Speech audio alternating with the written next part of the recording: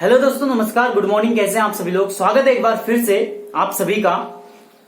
दोस्तों, जैसे कि हमने पिछले प्रीवियस टॉपिक में डिस्कस किया था कि परमार वंश में टोटल 60 राजा हुआ करते थे। आज हम उसी पर्टिकुलर राजा के बारे में डिस्कस करेंगे, हर एक राजा के बारे में, ठीक है। और हम जानेंगे कि वो इम्पोर्टेंट 52 गढ़ कौन कौन से हैं, ठीक है, उनके बारे में थोड़ा बहुत जानेंगे। तो शुरू करते हैं आज का टॉपिक। जैसा कि हमने लास्ट टॉपिक में डिस्कस किया था दोस्तों, पहला जो है कनकपाल है। कनकपाल हम इनके बारे में पढ़ चुके थे कि नींव 688 में हरिकृष्ण रतूड़ी और वैकेट के अनुसार और 888 में अन्य लेखकों के अनुसार इनकी परमार वंश की नींव डली थी, जो जिसके संस्थापक कनकपाल थे। इनके बारे में हम पढ़ चुके हैं। आगे लखन देव, इसके बारे में भी हम पढ़ चुके हैं। इसमें इनके 1.5 सेंटीमीटर व्यास की एक मुद्रा मिली थी, जिसमें इन्होंने पूर्व भाग में यानी कि पहले फ्रंट में जो है अपना नाम लिखवाया था और पीछे वाला भाग खाली था। पहले स्वतंत्र राजा थे अपनी खुद की मुद्रा चलाने वाले। और टाइम पीरियड देख लो दोस्तों, 1310 से लेकर 1333 तक के हैं। सोनपाल के बारे में हम पढ़ चुके थे, जो कि 24वें राजा हैं, जिसमें से राजधानी 25 से लेके 32 तक के जो राजा हैं, चांदपुर गढ़ी 2 भागों में विभाजित हो जाती है, यानी कि 2 राजधानियां बन जाती है, एक भिलंग घाटी, एक चांदपुर गढ़ी, ठीक है। इसी वजह से विलियमसन ने उनको सोनवंशी भी कहा है और भिलंग घाटी से आया हुआ बताया है। आगे अनंतपाल सेकेंड जो है, इनका टाइम पीरियड आप देख सकते हैं 1333 से लेकर 1354 तक का टाइम पीरियड है। इनके बारे में भी हम थोड़ा बहुत डिस्कस कर चुके हैं कि इनका एक शिलालेख मिला है, धार शिलालेख, जो कि चमोली से मिला है, मंदाकिनी घाटी से। और ये जो अनंतपाल है दोस्तों, इनका जो शिलालेख तो मिला है, लेकिन ये चंद्रवंशी राजा भी कहे गए हैं, ठीक है। और 34वें राजा, ये बहुत इंपॉर्टेंट है। इनके बारे में भी हम पढ़ चुके हैं कि 1442 से लेके 1460 तक का इनका टाइम पीरियड है जगतपाल का। और जगतपाल है जो परमार वंश के 34वें राजा हैं। इनके समय में सबसे पहला ताम्रपत्र मिला है परमार वंश का, जिसकी वजह से शिव प्रसाद डबराल यानी कि चारण जो जिनको बोलते हैं, उन्होंने इनको परमार वंश का वास्तविक संस्थापक कहा है। साथ ही अगर मैं बात करूं तो ये जो जगतपाल हैं, जगतपाल ने जो इनका ताम्रपत्र मिला था, उसी ताम्रपत्र में अपने आप को, मैंने खुद को रजवार कहा है इन्होंने। और साथ ही जो इनका ताम्रपत्र मिला है, उस ताम्रपत्र में जो वैष्णव धर्म के जो लोग होते हैं, उनको भूमि दान में देने का उल्लेख है, ठीक है। इनके ताम्रपत्र में ये 34वें राजा हैं और 1442 से लेके 1460 तक का इनका कार्यकाल रहा है, ठीक है। आगे मैं बात करता हूं अजयपाल दोस्तों, इनका टाइम पीरियड आपको याद होना ही चाहिए। 1490 से लेके 1519 तक का इनका टाइम पीरियड है। ये आपको याद होना ही चाहिए, क्योंकि पेपर में अक्सर पूछा भी जाता है कभी कभार, ठीक है। तो अजयपाल मोस्ट इंपॉर्टेंट है। 52 गढ़ों को जीतने वाले राजा हैं ये, जिससे गढ़वाल बना, ठीक है। और गढ़वाल शब्द जो दिया था वो मौलाराम ने दिया था। मैंने इस पहले वाले चैप्टर में इसको डिस्कस कर चुका हूं। हम अजयपाल के बारे में फुल डिस्कस में डिटेल में बात करेंगे। उससे पहले मैं आपको 52 गढ़ों के बारे में बता दूं। देखो दोस्तों, मैंने पूरे 52 गढ़ तो नहीं लिखे हैं, लेकिन जो लिखे हैं वो काफी इंपॉर्टेंट हैं। आपको पता होने चाहिए कि कौन से नंबर का गढ़ कौन सा है। चांदपुर गढ़ मैंने बताया था, पहला गढ़ है गढ़वाल। 52 गढ़ों में से पहला गढ़ है चांदपुर गढ़, ठीक है। सबसे शक्तिशाली गढ़ है दोस्तों, और इसकी रचना जो है चक्रव्यूह के समान थी। कनकपाल यहाँ के राजा थे, जैसे कि मैंने फर्स्ट वाले टॉपिक में डिस्कस भी किया है। आगे कंडारगढ़, जो से कंडार जातियों का गढ़ है। देवलगढ़ तीसरे नंबर का गढ़ है, राजा देवल का गढ़ है। तो ये नागनाथगढ़ काफी इंपॉर्टेंट है इस वजह से, क्योंकि यहाँ पर एक मंदिर मिला था, नागवंशियों का गढ़ भी इसको बोलते हैं। यहाँ पर एक नाग देवता का मंदिर भी मिला है, ठीक है। और ऐसा माना जाता है कि यहाँ पर नरगिस सिंह गुसाई एक शासक थे, यानी कि एक राजा थे नरगिस सिंह गुसाई। उनके पास एक मणि थी, पारस मणि। जो पारस मणि थी, वो पारस मणि को छूने से कोई भी चीज सोने की हो जाती थी, ऐसी मान्यता थी इस नागनाथगढ़, इसलिए ये इंपॉर्टेंट भी रहता है। रैकागढ़ जो है दोस्तों रमोला जातियों का गढ़ है, रमोलाओं का जो गढ़ है रैकागढ़ है। मूंगरागढ़ जो है, मूंगरागढ़ रावत या रौतेला, यहाँ पर रावत जाति के लोग रहते हैं या रौतेला भी रहते हैं।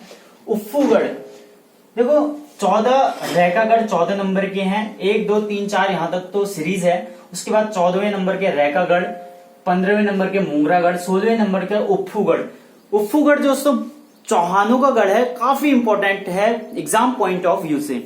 अगर मैं उफ्फूगढ़ की बात करूं, यहाँ पर जो राजा है कप्फू चौहान, कप्फू चौहान काफी इंपॉर्टेंट राजा होते हैं, क्योंकि जब हमारे परमार वंश के वास्तविक संस्थापक यानी कि अजय पाल जब उफ्फूगढ़ में आक्रमण करते हैं, लड़ाई लड़ने जाते हैं, तो उफ्फूगढ़ के जो राजा होते हैं कप्फू चौहान, काफी शक्तिशाली गढ़ होता है ये चौहान, और 52 गढ़ों में से सबसे ज्यादा शक्तिशाली चांदपुर गढ़ होता है। उसके बाद उफ्फूगढ़, जिसको अजय पाल ने कहा ये काफी, यहाँ के जो राजा हैं काफी हिम्मत वाले हैं, ठीक है, तो उन्होंने काफी टक्कर दी। इन्होंने इन 52 गढ़ों में से सबसे ज्यादा टक्कर अजय पाल को उफ्फूगढ़ के राजा कप्फू चौहान ने दी। और कप्फू चौहान जो है वो कभी डरते नहीं थे दोस्तों, वो कहते थे, उन्होंने एक बात भी कही है कि मैं पशुओं में बाघ की तरह हूं, पक्षियों में गरुड़ की तरह हूं, ठीक है, मैं तुम्हारी पराधीनता कभी स्वीकार नहीं करूंगा, ऐसा बोला था इन्होंने अजय पाल को।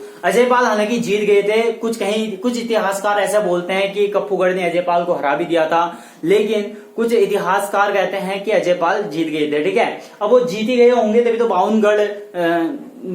तो 52 गढ़ जीते उन्होंने, तो लेकिन जीतने के बाद भी वो काफी तारीफ करते थे कप्फू चौहान की। वो इस वजह से करते थे क्योंकि कप्फू चौहान जो है काफी ताकतवर जो है राजा थे, ठीक है।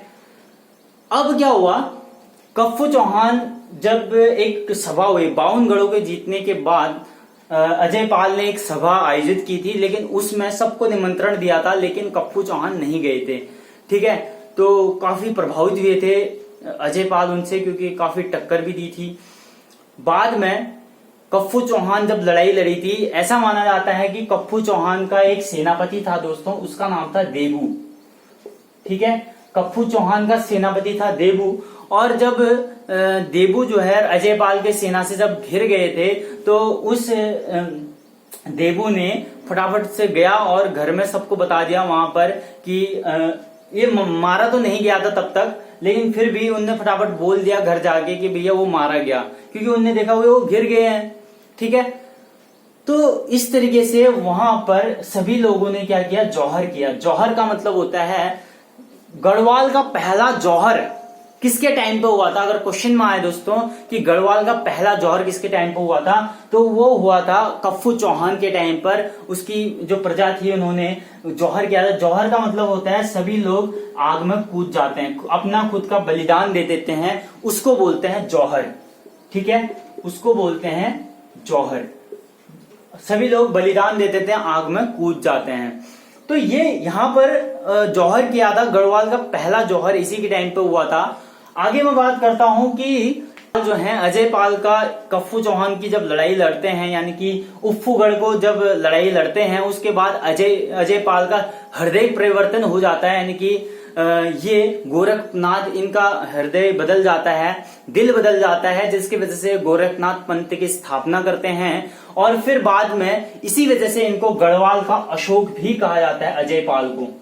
अजय पाल को गढ़वाल का अशोक क्यों कहते हैं? क्योंकि इनका हृदय परिवर्तन हो जाता है। आपने देखा होगा हिस्ट्री में कि अशोक का भी हृदय परिवर्तन हो जाता है, ठीक है। अशोक कलिंगा का युद्ध लड़ते हैं और उसी टाइम पे अशोक का हृदय 261 में अशोक कलिंगा का लड़ाई लड़ते हैं, कलिंगा की, और अशोक का हृदय परिवर्तन हो जाता है। इसी वजह से इनका भी अशोक की तरह ही, सेम अशोक की तरह अजय पाल का भी हृदय परिवर्तन हो जाता है। इसी वजह से इनको कहते हैं गढ़वाल का अशोक। याद रखना दोस्तों, काफी इंपॉर्टेंट है, ठीक है। आगे मैं कुछ और उनके बारे में बात करता हूं, राजाओं के बारे में। एक है दोस्तों मोलियागढ़ जो है ये रमोला जातियों का गढ़ है। ये भी चालागढ़ देहरादून के लोग रहते हैं। विराटगढ़ ये दोस्तों ये रावत जाति का गढ़ है। चौड़ागढ़ चौडाल जाति का गढ़ है, तोप वालों का गढ़ है तोपगढ़, लोहाबगढ़ दोस्तों लोहबान नेगी का गढ़ है। लोहबान नेगी का क्वेश्चन पूछा जा सकता है कि लोहबान नेगियों का गढ़ कौन सा गढ़ है, तो लोहाबगढ़ है।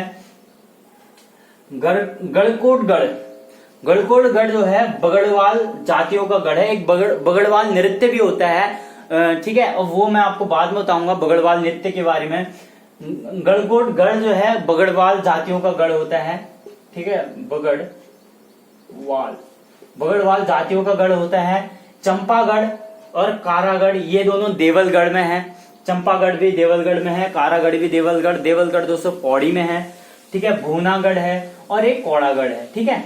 इस तरीके से दोस्तों 52 गढ़ हैं। और मैं बता दूं आपको उपकफ्फूगढ़ आपको इंपॉर्टेंट है, 16वें नंबर का गढ़ है, याद रखना है, ठीक है, उफ्फूगढ़ सॉरी, ठीक है। और आपको इस तरीके से 17 मोलियागढ़, 19वां चानागढ़, 21वां विराल्टा, 22वां चौड़ागढ़, 24वां तोपगढ़, ठीक है। उसके बाद 49 चंपागढ़, कारागढ़, भूनागढ़, कौड़ागढ़, गढ़कोटगढ़ 36वें नंबर का और 26वें नंबर का लोहाबगढ़, ये सभी गढ़ आपको याद रखने हैं, ठीक है दोस्तों। तो दोस्तों कैसी लगी आपको मेरी आज की वीडियो? मिलते हैं जल्दी एक नए टॉपिक के साथ। बात नेक्स्ट चैप्टर में हम पढ़ेंगे अजय पाल के बारे में कि अजय पाल कौन है, ठीक है। नमस्कार।